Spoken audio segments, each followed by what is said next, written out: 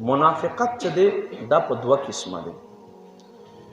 یو نفاق عقیده دی، منافقت د عقیده، او یو نفاق د عمل وي. یو منافق فی الاعتقاد وي، یو منافق فی العمل وي. منافق فی العمل خوزا بیا دا امید شته چې جنت ته بدن نشي، خو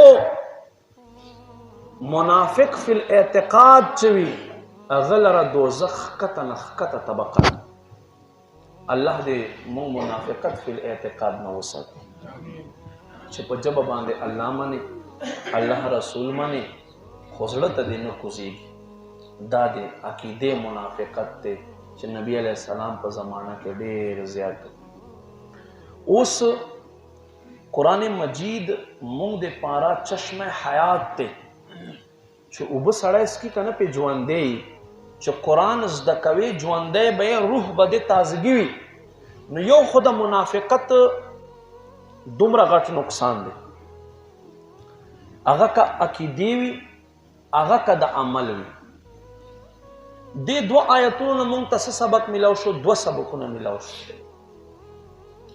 یو خدا سبق میلاو شو چې بل کس ته دوکه ورکول دا خپل ځان ته دوکه ورکول دي. دویم خپل ځان ته کتل دي او نورو رستو گزارول دي. او اسلام همیشه د پاره دا فرمایلی دی، اسلام حکم دادی چې بل به مخکې کیا بل ته به فوقیت ورکوي. اوس الحمدلله په عقیده کې منافقت نه ښکارېږي چې چا د عقیده کې منافقت وي، خو منافقت فی العمل ډېر دی.